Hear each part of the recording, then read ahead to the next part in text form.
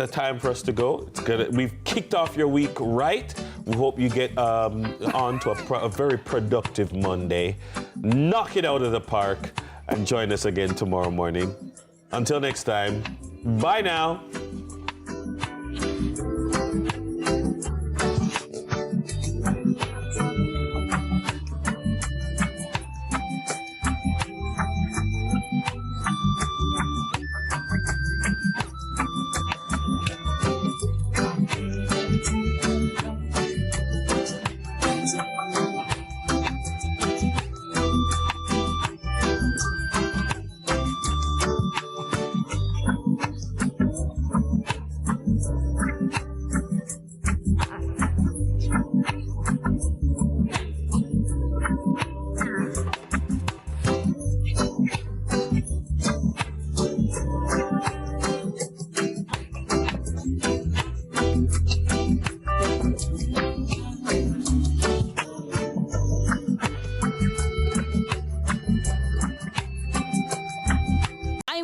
Brown. Let's continue to inspire Jamaica. And of course, where else will you see it?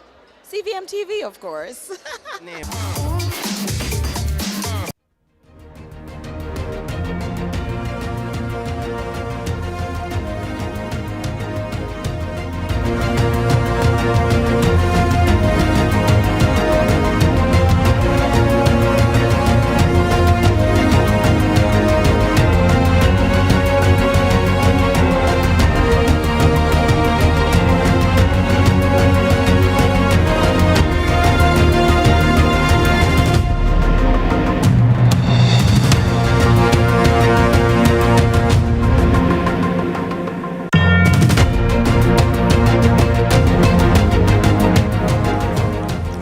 An audit report tabled in Parliament last week has found millions in unaccounted funds across government ministries, including approximately $185 million in salary overpayments at the Education Ministry alone. Tonight, what it means for the people this money was supposed to serve. Then, a different question about national institutions. Jamaica pays billions to its universities every year. But when the country needs analysis, when it needs context, when it needs its most educated voices in the public square, where is academia? And finally, yesterday was World Consumer Rights Day. Most Jamaicans didn't know. Tonight, what rights you have under Jamaican law and how to use them. I'm Jody Ann Quarry, and this is Lead Story.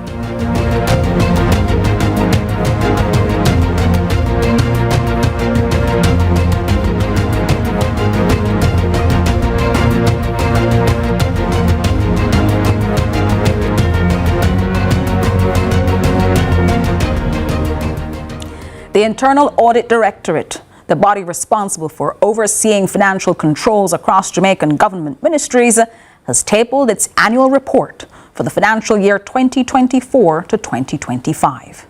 And the numbers are troubling. The Education Ministry, the institution responsible for every child in a public school, is cited for approximately $185 million in salary overpayments. A further $21 million in payments could not be supported by adequate documentation. But the civil society watchdog, Jamaica Accountability Meter Portal, known as JAMP, has been tracking this problem across a much longer timeline. Across 16 government entities over a period of up to 11 years, JAMP has documented approximately $3 trillion in public spending that remains unaccounted for. The Education Ministry alone accounts for $902 billion of that figure over 9 whole years. And yet the Audit Committee Management Response Rate, the measure of how often ministries actually respond to their own internal audit findings, fell from 52% to 33% in a single financial year. So the very institutions that are supposed to be accounting for public money are becoming less accountable, not more. With me tonight is Jeanette Calder, Executive Director of the Jamaica Accountability Meter Portal. Welcome, Jeanette. Thank you very much, Jody, and a very good evening to your listeners, your viewers. Thanks so much for joining us, Jeanette. Jeanette, the Internal Audit Directorate's report for financial year 2024 to 2025 has now been tabled in Parliament. We heard the horrific figures. The Education Ministry cited for approximately $185 million in salary overpayments and more than $21 million in undocumented payments. When you saw those figures, what was your immediate assessment? Nothing new. The very reason that JAMP exists is really because, as the public might know, I'm the actual founder and conceptualizer of JAMP. And back in 2014, my experience, this was under the Portia Simpson Miller-led administration. Some of us watching might remember the Outer Many NHT matter, where the NHT spent $180 million to invest in things the citizens didn't think they ought to have. And when an Auditor General went in and looked into the matter, it wasn't just $180 million worth of concern for the purchase of that land. It was $4 billion worth of concerns the AG came out of. So as a citizen, Joey, I sat back and looked at that, considering that I had staged the whole process at NHT on the matter at the time, and asked myself the question, what can we do to support the Auditor General's work? So when I have since 2014 to 2019 started this organization, and then I have been reading Auditor General's reports since that day onwards, I would have to say to your listeners, there is nothing new that is coming from this report. What is good about this report is that it is validating the work that the Auditor General has been doing. And I'm hoping, Jody, that now it is coming from, I guess you could say, an institutionalized group that is different with a new name. Most of us are not accustomed to this Internal Audit Directorate. So maybe now that we're hearing it with a different name attached, we'll begin to pay attention. But for us at JAM, it validates why we're doing this work. And I think it's good that it is beginning to validate what the Auditor General has been warning us about year in and year out without much change. Yeah.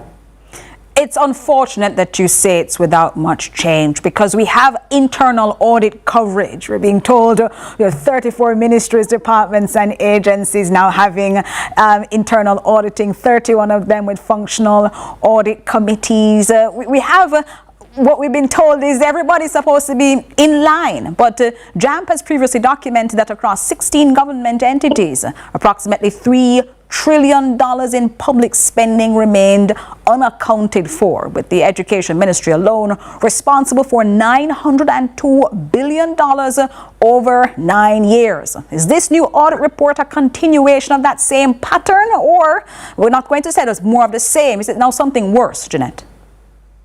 Actually, since JAMP at the end of 2024, as you said, with our research team here, sat down and read 11 years worth of Auditor General's report, we came up with these concerns and we shared it with the public in December of 2024. Much to our chagrin, it was highly politicized, so we weren't sure, Jody, how much of a response we would get after flagging it. But I do have good news for you. And I do have good news for your listeners and the viewers as well. I'm very happy to share with you that we went back in to the most recent Auditor General's report, and we found out that the Ministry of Youth, Education, Youth and Information had actually been, well, let me back up a bit, let me explain. When we use the word unaccounted for, it does not mean money is missing. What it means is if we, the people, provide our taxes and revenues, and the government has a budget, how it plans to spend it, a certain amount is allocated to each ministry, department, and agency. Just basic accountability, folks. If I send you to the shop and ask you to buy a patty, you must come back with 3 things. The patty, the money, and the receipt.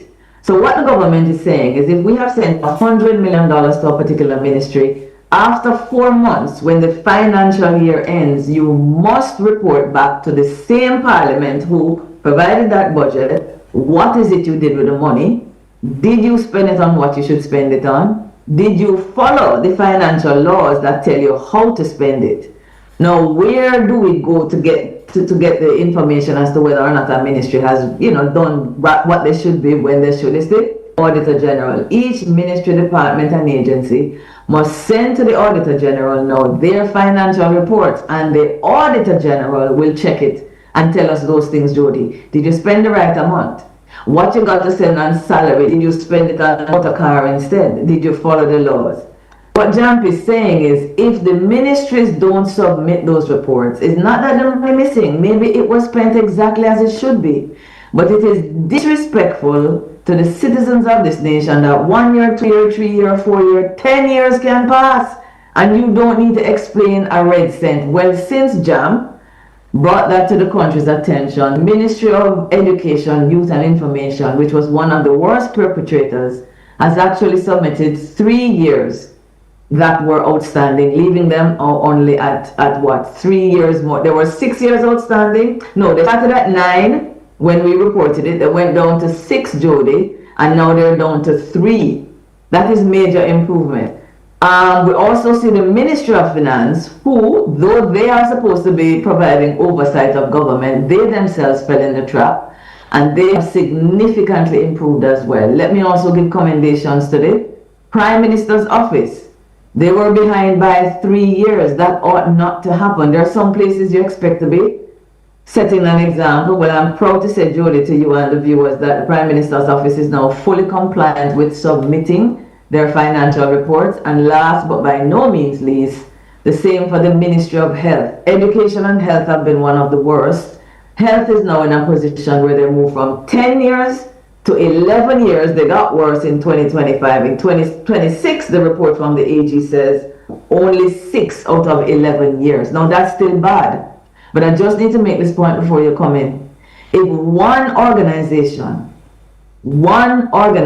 such as JAM can raise the red flag to support the Auditor General, I'm asking this: what if a few more citizens lean in? Because what we have seen, Jody, is that the government is responding. Well, the if they're responding, bad, they are responding. But if they're responding, Jeanette, it seems the internal mechanisms aren't moving as quickly, because the audit committee management response rate fell. Internally, they're supposed to go back to their audit committees. The response rate fell from 52% to 33% in a single year. Ministries are becoming less responsive to their own audit committees. So with all this responsiveness you're getting on the outside, when it looks pretty, when we talk about macroeconomics here in the country and how disciplined we are, internally, we're not as strong. What does that trajectory tell you about the direction of accountability in Jamaica public administration, where less people in a single year are responding to now those audit committees? Well, though I have shared some improvements, I want to make it clear, Jody, that those improvements are just saying that the reports, there's an improvement. If you did 11 years, you're sending 3, you're sending 6. It is not exactly the best news, because we need to get it to zero tolerance. Now, let me quickly say, a report going in does not mean all is well. The very Auditor General on getting those reports are, I'm sure, going to come back out with those very concerns that we got in this summary that the Observer did. So to get the reports in does not mean all is well. So to go back to your question, you're 100% correct. The audit committees are really there, and this is what I want the public to understand. The audit committees are there to catch. First of all, we have an internal auditor in each ministry, department, and agency that should be picking up these infractions. Then if they don't, you should have these audit committees, which is what this special report is about, coming out of the Ministry of Finance.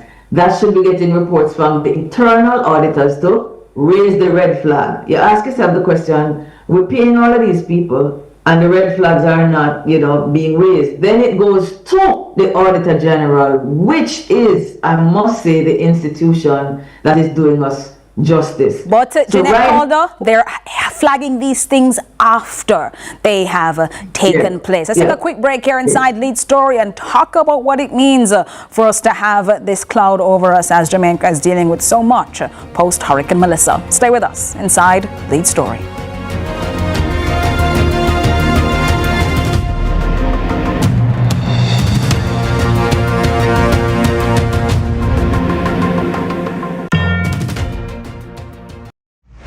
And me and the stylist no scam and style me. From the market to the farm to the office, money talk is everywhere. But are you making sense or nonsense?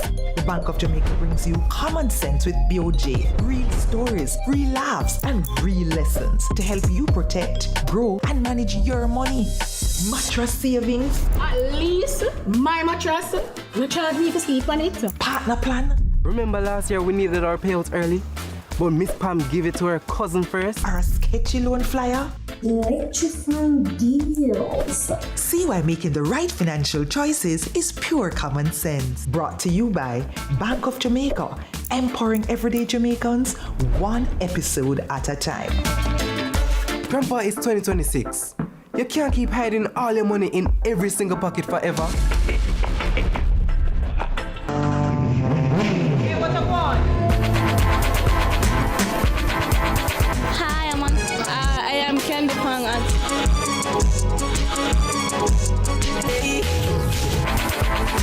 What I want?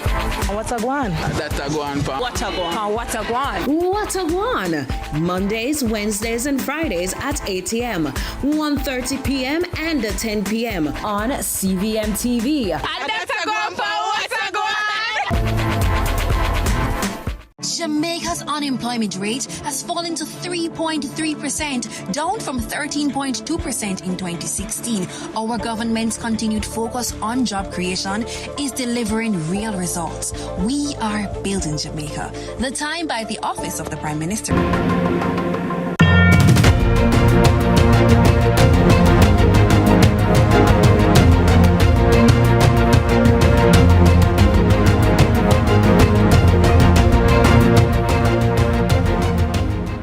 Welcome back. We continue our conversation on the audit findings with Jeanette Calder from JAMP and look at the framework, the failures, and the fix. Thanks for staying with us, Jeanette Calder. Sure. The discussion that we're having right now is not an abstract one. It's one about the education ministry in particular, with that $185 million plus that's missing. They're responsible for every single child in public school in Jamaica. $185 million is overpaid in salaries. $21 million cannot be documented. What's the real world cost to those children and their communities with this kind of money unaccounted for, Jeanette? I mean, I like the fact that you put it in the context of a hurricane and the recovery and the fact that we're going to need every dollar. I think every Jamaican can relate to what you just said a while ago. We have damaged schools. We have some schools that shelters are still open. We need to get folks out. We need to get the kids in. And every dollar counts. So I think that's the easiest question you could ask me. This is one of those years when everything that the government, every mechanism for accountability that a government has put in place, it needs to work for us.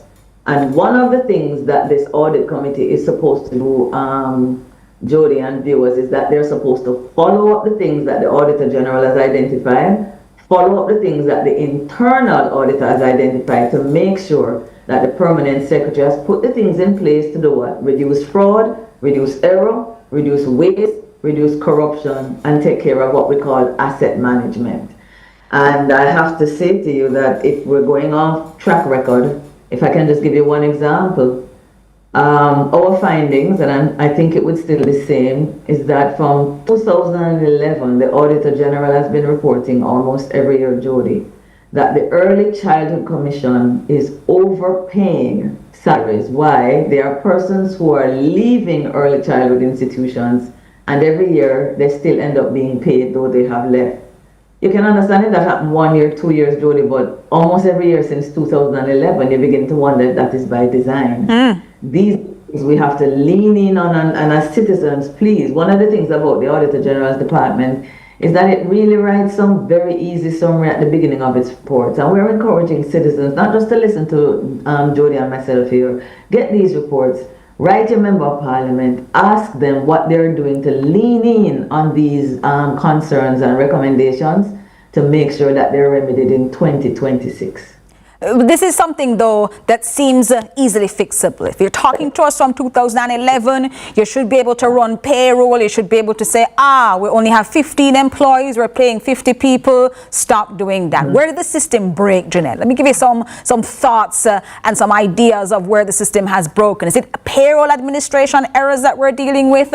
Weak internal financial controls, poor documentation practices, lack of enforcement after audit findings, or the nice answer, all of the above? All of the above, all of the above. But here's the thing that I want our viewers to be very clear on, because I've really looked at it. The government of Jamaica and the parliament has really put some strong institutions in place. The mechanisms are in place. We have fancy policy documents like corporate governance framework that sets out all of this thing. We couldn't ask for more, you know. We have things that many jurisdictions don't have. So wherein lies the problem? I want us to remember, every time I come on and I call out the minister's name and people say, boy, Jeanette, why you blame the ministers them for everything? I know the ministers them in a finance, I know the ministers them sit down in a procurement, but here is the truth. It is the Parliament of Jamaica and their elected representatives who put all of these rules in place, all of the financial laws in place, and all of the institutions that operate as watchdogs in government. So at the end of the day, Jody and listener, or your viewers, reports are sent where at the end of the day? Do you realize where this report was tabled? In the Parliament of Jamaica. When the Auditor General is finished looking at all the financial statements and she has concerns, where does she send them? To the Parliament of Jamaica. So the budget is approved by the Parliament. The Parliament is supposed to be watching the government throughout the 12 months, and then the Parliament gets the report. So let me ask the question, Jody.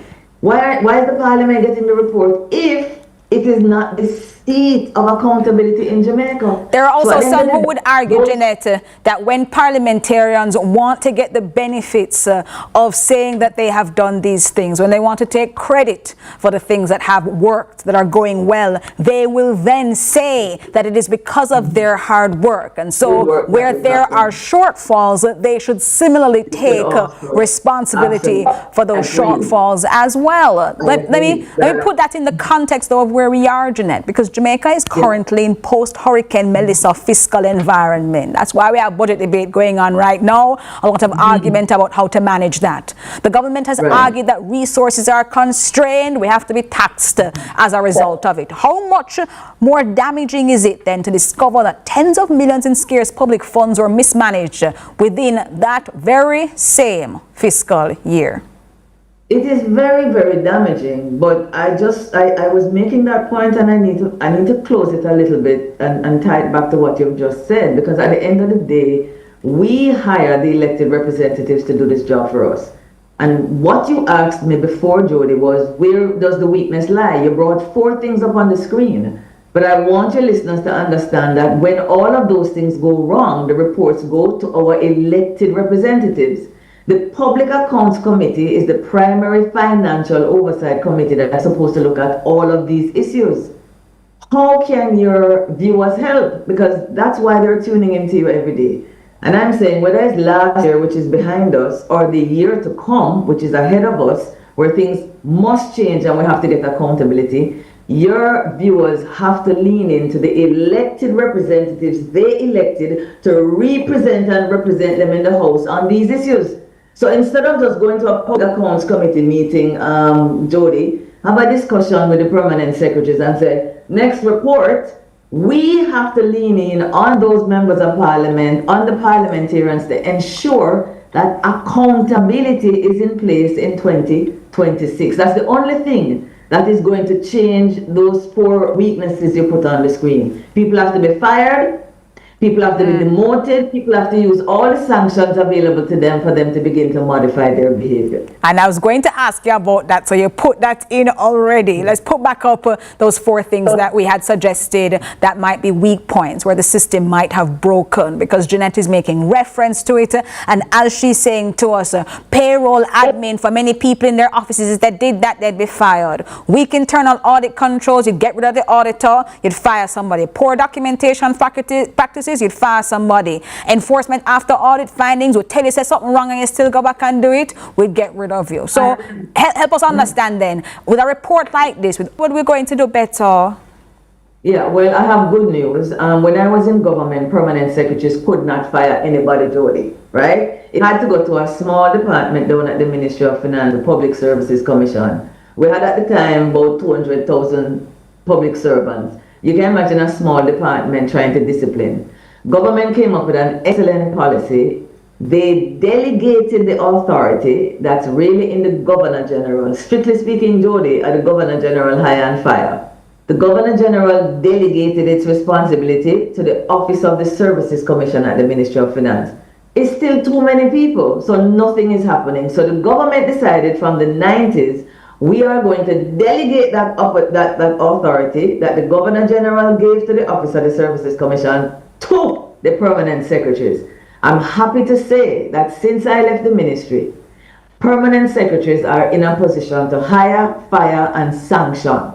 So that's the first thing I want to say, that the permanent secretaries need to begin to use the power that the Parliament has given to them. The second thing is, one of the few things that we can do outside of taking people to court, because we know how long that takes, we see how the railway matter dragging out into eternity, is that you can surcharge a public servant. And what that simply means is, if I make a decision, Jody, and it has ended up costing the public funds, losses to the public purse, the Ministry of Finance is supposed to look at a recommendation sent over by the Auditor General and decide whether or not Jeanette Calder has to pay that money back.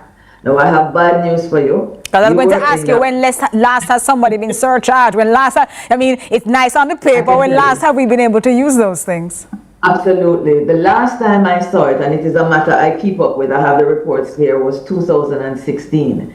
I have a report here where 11 people were recommended by the Auditor General. And Jody, as an attorney, you can better explain to the listeners when I say each case became statute barred.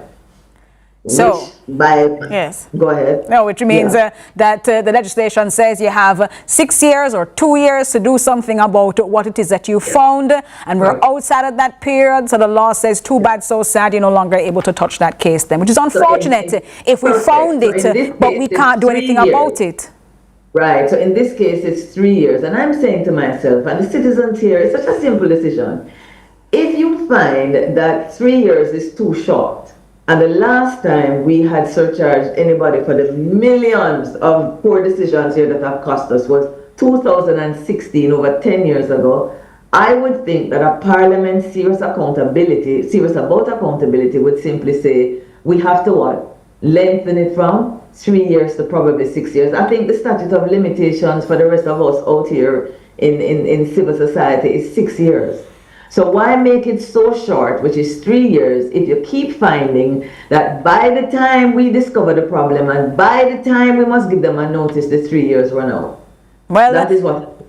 More suspicious minds would say it's by design, but it certainly is something that parliamentarians can look at if we continue to be serious about accountability. Jeanette, before we go, help me out. If you could demand one concrete commitment from the Minister of Education or the Minister of Finance by the end of this week, based on what this audit has found, as we close here, what would that be?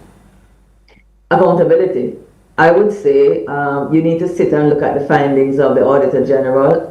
And because this doesn't cover everything that the Auditor General has found, it's only some. So call a meeting, have a meeting with your audit committee, look at the Auditor General's report, provide what you call an audit risk register, and go through each and every one of them and have a column which says, what is the action that we think we are to take? Come back in 3 months, tell the Jamaican people how much of the recommendations you have taken from the Auditor General and how much of these findings you have put the steps in place to ensure these things do not recur again. It's simple. ABC, Jody. Very simple there. The Internal Audit Directorate report now follows along with what the Auditor General's report has said. We've heard these reports over the years, and Jeanette Calder from the Jamaica Accountability Meter portal helping us understand that there are things that can be done if only we would see them being put in place. Jeanette, thanks for being with us on Lead Story tonight. My pleasure.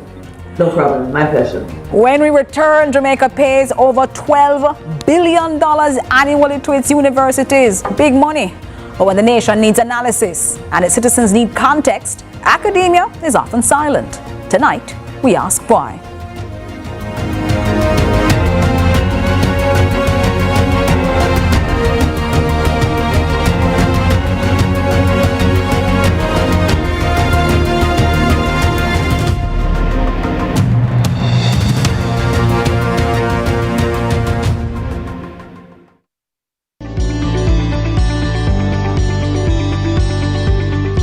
Hi, I'm Landy. Welcome to NLA Connect, the National Land Agency's customer engagement platform. NLA Connect is a simple, user-friendly platform designed to help you share your feedback, get support, and updates about land-related matters. Available 24/7, NLA Connect allows you to share suggestions, comments, and commendations, submit queries and report issues, attach files with your requests, track requests and get real-time status updates, connect with NLA client engagement officers, and provide feedback on the service received by the platform. We're making it easier for you to connect with us. You can access NLA Connect via our website, using the kiosk at any of our offices or scanning the QR code displayed at our locations. Need any help along the way? Check out our FAQs section. It has all the answers you need in one location.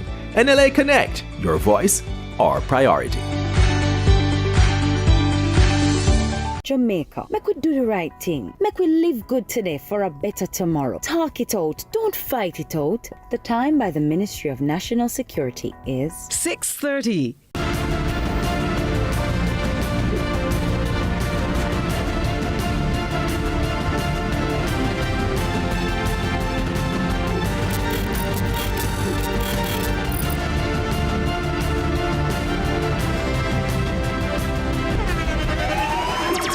The internationally acclaimed On Stage with Winfred Williams. At a new time, Saturdays at 8 p.m. on CVM TV. So much more than entertainment.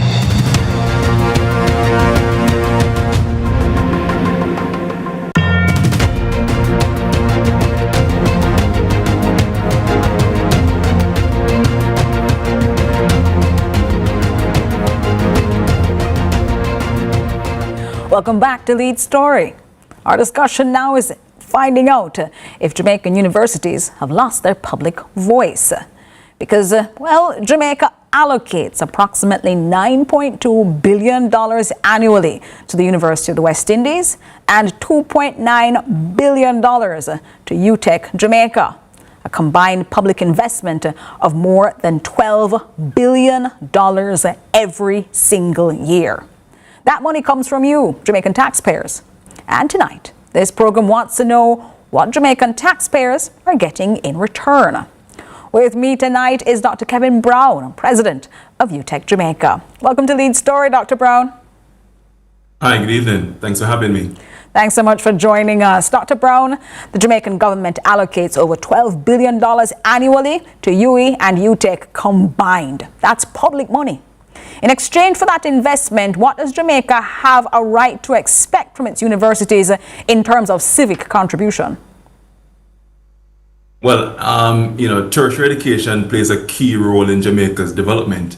Pretty much any developed country that you look at has a highly educated workforce that underpins their progress, especially their economic growth and innovation. So higher education is important, and it's important that government supports tertiary institutions like UTech and UWI, MONA, and the other tertiary institutions across Jamaica. There is a lot that the government and the country on a whole gets in return. For a university like UTech, we are a technology university. We're a STEM-focused institution, so we focus on science, technology, engineering, and math. And so our job is to produce Jamaica's technical workforce.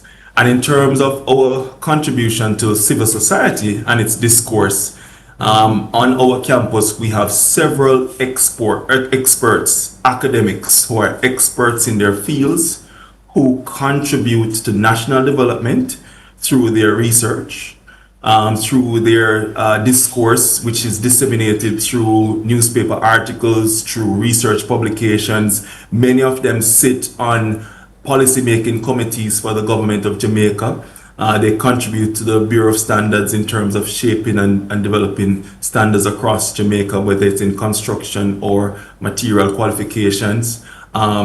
Many of our academics are involved in professional associations. For example, the current president of the Jamaica Institution of Engineers is a UTEC academic, Dr. Balvin Thorpe. We contribute in terms of emerging technology. So, for example, the Dean of the Faculty of Engineering and Computing, Professor Sean Thorpe, sits on Jamaica's National Artificial Intelligence Working Group, right? Or task force. And so our academics have been providing a lot of support in terms of knowledge transfer to various stakeholders, both in the private and public sector on a whole. So I would say that there is a lot of value in terms of return on investment in tertiary education. Well, Dr. Brown, having heard that though, it sounds great that you have these academics who are having these papers that they're writing, having this discourse on campus, being part of these government committees and giving of themselves on these boards. That's important. But it's also important that that be seen visibly. You did speak about the newspapers having reflections by these individuals, sharing in those. But most of the things that you have highlighted are specific spaces. You have to go onto the university campus. You have to be part of that AI working group. You have to be there at the Institute of Engineers in order to get the benefit of that. These are taxpayers' dollars, though. Taxpayers who often don't live in Kingston to be able to come by UTEC Jamaica's campus, don't have access to these academics, but they could watch a TV station, they could hear a radio, and they could hear them then explain and speak to us on issues. And we do understand there's a distinction between a university taking political positions, which would be highly inappropriate, and a university providing rigorous evidence-based analysis to help citizens understand what's happening in their country. For all that is going on, are you comfortable with where UTEC sits right now on that line? Because the argument is that our universities, for the tax dollars that are paid by people all over this country, they aren't seeing the benefit of the kind of critical leadership that you're providing, and you're going off to these nice fancy places, but you're not giving back to the people who actually pay these taxes. All right, so academics benefit from something called academic freedom, right? It's not as expansive as what parliamentarians have in terms of parliamentarian immunity, right? But through academic freedom, we're allowed a bit of leverage in terms of being able to express a view on several topics. Now, in terms of the political environment, the focus at UTEC is more on STEM. So where you will hear UTEC having a voice publicly is in science, technology, engineering, and math. That's our strength as a university. That's our focus. And so that's where we tend to do a lot more of our public commentary, right? But STEM is fundamental to Jamaica's development. When you look around Jamaica's economy, for example, you look at construction as one particular example, which is very visible to all Jamaicans. We're going through arguably a construction boom. We have a very large faculty of the built environment. We have the largest School of Architecture in the English-speaking Caribbean at UTEC. We are producing the Caribbean's architects, right? And so we have been impacting that sector. It might not be through the public discourse that you mentioned, but in terms of, I think the real value and focus should be on the quality of the graduates that we're producing. And we produce over 2,000 graduates each year, and so we're putting out there the architects who are designing buildings, who will design Jamaica's, resilient buildings for the future, right, to protect us against the next Cat 5 hurricane. We're producing Jamaica's next construction managers, construction engineers, civil engineers, computer scientists, pharmacists, But that's why I have to push back, Dr. Brown, because Lead Story has experienced this directly. We've reached out to academics. We're told people are unavailable, that they need clearance, that now is not the right time for them, and specifically for UTech. Because you're saying to me all the good things that you do. You have your Faculty of Engineering and Computing. So you can talk to us about technology and digital literacy. You can talk to us about artificial intelligence. You can talk to us about data privacy. For your Faculty of the Built Environment and Disaster Recovery, you can talk to us about hurricane resilience. You can talk to us about land tenure. Economics, audit culture. Those auditors you talk to us about, you can talk to us about culture of audits, especially since we just finished a conversation about that. Brain drain here in Jamaica with public health and the workforce, media and communications. You are a place where I can come to you. When a national broadcaster can't get an academic on air to explain a piece of legislation or policy decision, what has gone wrong? Well, I don't know of the particular case that you're speaking of, because UTech has always been open to participating in any public discourse that is appropriate based on the focus of the institution, right? So I'm not sure if there's a specific case that you're referring to where you've approached us and not been and you were not able to get less a UTech specific conversation, Dr. Brown, although UTech is part of it, and more of an academia, that people, when they're watching these conversations, they say social media commentators, they say misinformation parading around looking like news, they say partisanship, but the people who we have now given the training and academic rigor to have these conversations have left the rest of the country behind. If it is that there is some discourse, is it that journalists need to hunt down, run down, find the individual, or does academia, because we have paid now $12 billion of tax dollars every single year, have a responsibility to say there is a budget, let's help you better understand it. We just had a hurricane, here's how to better rebuild your house, and come then and provide that information as part of its civic responsibility. Well, I'll give you one example of how we've been doing that, right? So just last week, we had a symposium. It was a free symposium that was in partnership with the Jamaica Institute of Engineers, looking at disaster resilience, right? So it was a free symposium. It was in person, but it was also put online. So we ensured that we are maximizing the ability for the public, anyone, to attend or listen in on the symposium, where we were discussing for 2 days how Jamaica could better prepare for the next disaster, right? And by the way, we have to engineer this thing called resilience, right? We're going to have to engineer how we develop better housing, how we develop better roadworks. How do we ensure that we construct schools that after a major disaster, you can reopen the next day, right? What does a resilient school look like? You're going to have to engineer it. So we had a very public discourse. It was very accessible. There was no cost to it in terms of entry. It was both in person on campus, and it was online. And overall, how many people would you say would have attended that?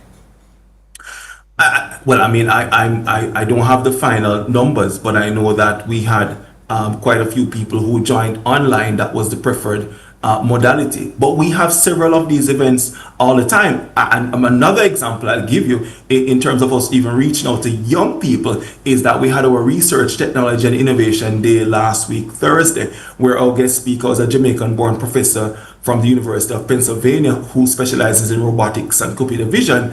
And that event was free and open to the public. But we also went further by inviting high schools, and we had many high schoolers, hundreds of high schoolers coming to UTech to attend our Research and Technology Day and experiencing some of the innovation activities that are happening on campus, innovation activities that are having an impact on our society. So, and I think, I think that is super important, that people understand that you are participating in society, that you're doing these things. Dr. Brown, just before you go, you are here on this program. That's a start of allowing us to have more and more of these conversations. What commitment are you willing to make on behalf of UTech to have more consistent, more substantive public education going forward, especially in the press and media, where these academics now come and break down major concepts to the Jamaican people?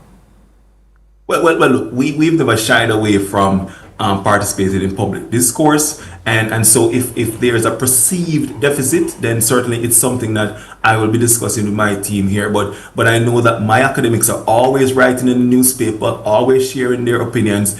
No one at UTech is under any restraint in terms of expressing their views, because at UTech we practice academic freedom, and so academics express their views, and I know that they write in the newspapers, they participate in media interviews, and maybe, as I said, because UTech is a specialized institution, you will probably hear our voices in specific areas, right? We won't necessarily be contributing to for everything. But you know what, Dr. Brown? Yes. Watch how I'm going to have more specialized conversations and invite the people of UTech to be Absolutely. part. I am available and I'm here right now. There you go. Dr. Kevin Brown, President of UTech Jamaica. Thank you for being with us tonight on Lead Story.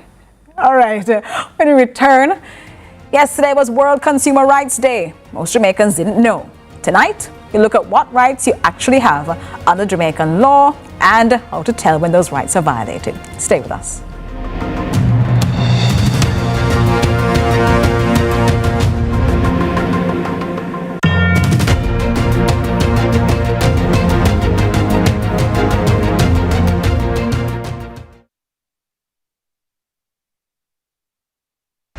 Me and the style is no scam and style me. From the market to the farm to the office, money talk is everywhere. But are you making sense or nonsense? The Bank of Jamaica brings you common sense with BOJ. Real stories, real laughs, and real lessons to help you protect, grow, and manage your money.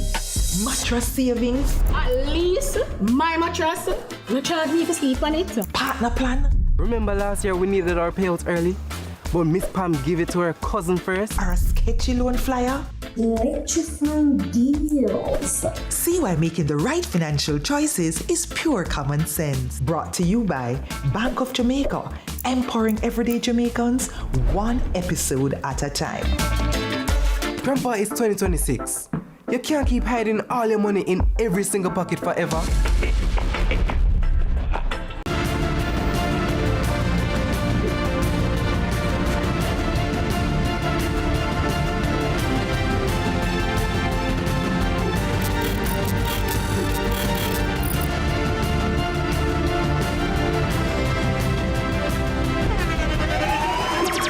The internationally acclaimed On Stage with Winfred Williams. At a new time, Saturdays at 8 p.m. on CVM TV. So much more than entertainment.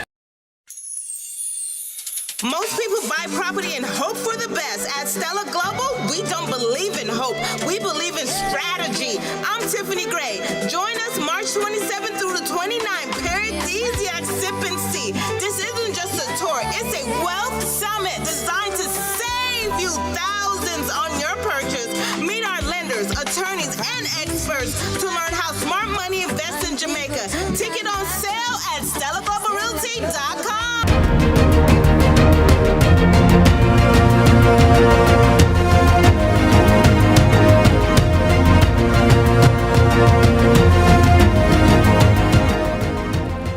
Yesterday, March 15, was World Consumer Rights Day. It has been globally observed since 1983, and Jamaica, in its everlasting enoughness, has participated since 1985. This year's theme, Safe Products, Confident Consumers.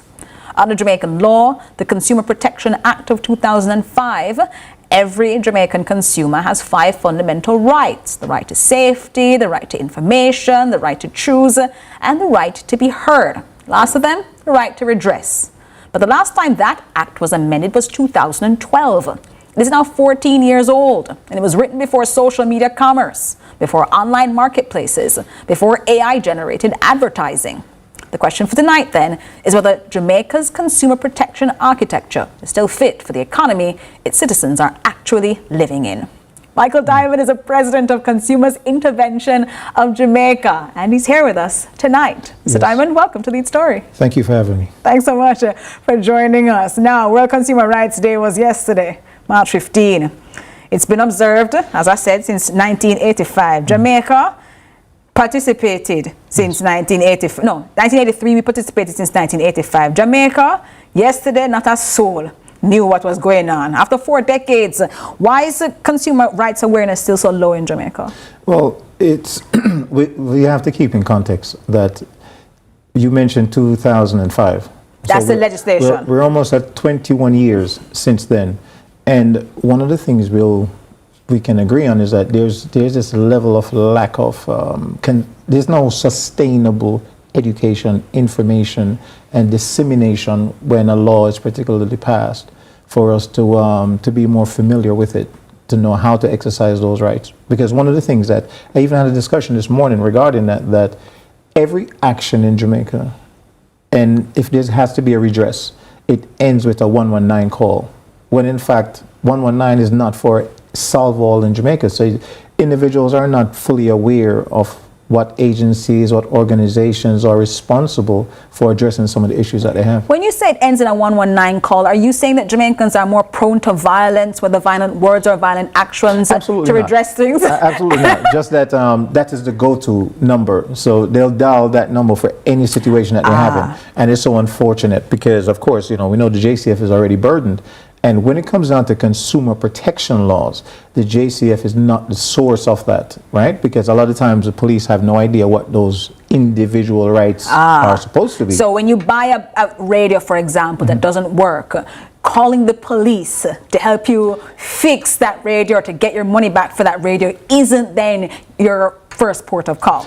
It isn't. And what normally happens is that because of the lack of information, individuals do not know whom to contact. So the situation between the merchant and the consumer, it escalates. And the merchant, of course, is going to go to his defense and he calls the police. So when the police arrives, the police, who doesn't actually knows exactly which agency is responsible, which department is responsible, they sometimes, pawn you off, and that customer feels frustrated. And that's one of the situations that we have to face, is that the lack of information or the accessibility to agencies or departments that can assist you is not readily there. So we do have to do a more of a national campaign for individuals to know that it's not just the CAC, which is a government body responsible for enforcing the act. It's not just the FTC. There are other bodies as well. The national... So the Fair Trade Commission in the United States, but where else do we go to then? Who else helps? But, for example, the National Compliance Regulatory Authority. Some Jamaicans have never heard of that place yet. And that's a part of what we need to start doing. We need to actually elevate this information nationally so individuals know that the particular departments and agencies that they need to contact directly to address certain issues, because that compliance body deals with making sure that the standards that are in place are being adhered to, because, again, a lot of things are on paper but not necessarily in practice. Let's talk about that thing, about the things being on paper but not in practice, because this Consumer Protection Act was enacted in 2005. Right. Last amended 2012. It's now 14 years out of date, but that's before you could go on Instagram and buy things on Instagram shops, before you had online marketplaces, before you could use artificial intelligence to tell people that this is the bottle you're selling them instead of the thing that you actually are. Is Jamaica's primary consumer protection legislation fit for purpose in 2026? What I'd say is that it is very broad that it can capture it, but it definitely needs some revision, especially because, the technology has shifted how consumers engage with merchants and otherwise. Because one of the things that they have found is that there are times when a product may be recalled, but yet still it may still be available online for consumers. So we are putting consumers at risk where that is concerned. So we always have to look at how society is shifting, and we make sure that those laws are still fit for purpose. Because when we speak about stuff like right to redress, it's not simply that you were physically in a store. What happens when you did this transaction online and it crosses jurisdictions? Good. So how do we address that? Because a Jamaican consumer today can order goods from China, the United States, or the United Kingdom through an online platform with not a single Jamaican retailer in that chain. And if something is defective or it's dangerous, there are questions about who's responsible and how you get it fixed. Exactly. So that's one of the things that, as far as being an NGO is concerned, we want to elevate that information for consumers, to provide them with information on how to access, their right to redress, especially in situations that, again, may not fit completely within the act, but still you are an individual that should be protected. I think that is so important, and having then discussions about no refund, no exchange, and the myth of that being things that still people have in their minds, and that's a myth when stores say that that's the way you should be walking. But repair, replacement, refund is still part of what we are expected to get. Let's be very clear about that, is that consumer protection, many individuals don't understand that the merchant is also a consumer, and they're also very ignorant of what the act is. So anytime there's an engagement, there's also an opportunity to teach, for them to know as well, so that they can treat their so they can also get better. redress. Absolutely. So they don't think that they're just losing money when you are asking for something to be repaired, but they can also go back to the person from whom they purchased it and also get redress themselves. All right, there are some nuances where that is concerned, because of how they acquired the goods to begin with, and their own contracts. But the point of it is that individuals know that the right to redress, it's not an automatic right, because there are things that the consumer is responsible for. Make sure you have your receipts. That's very important. And in fact, before you even leave that establishment, you should find out what those policies are regarding refund. Because again, if there's one message that has to be shared this evening, is that your right to a refund is not an absolute right. So how to file a complaint is something that we can then put up on the screen, so people, as you're talking to them, can better understand and appreciate, because you're saying you have something. Keep your receipt. Absolutely. Contact the retailer. And you should contact the retailer for them to have a first opportunity to redress. If in fact it becomes very unfortunate, then you know you're supposed to contact the CAC, which is a government body, to do that. But one of the things you must know is that what is on the receipt at the merchant is very important, because if it doesn't follow what the act says, that merchant can be in violations, right? So when you see something that speaks to no refund, there's no blanket refund in Jamaica. You are entitled to a refund under circumstances protected under the law. For example, if you simply go into a store and you change your mind because you find out later that you could have gotten it cheaper, that's not that is not a ground for refund. Right. No, and so, but that is helpful for persons to better understand and appreciate not only the nuances, but knowing their rights. Yes, as World Consumer Protection Day was yesterday, they can be in a better position. The good thing is that in Jamaica recognizes the week as Consumer Protection Week. Yes. Right? So it continues. There you go. Buyer's remorse is something that a lot of individuals experience, and they need to know the difference. If a merchant markets to you something that is not what you actually got, then you do have a right to a refund.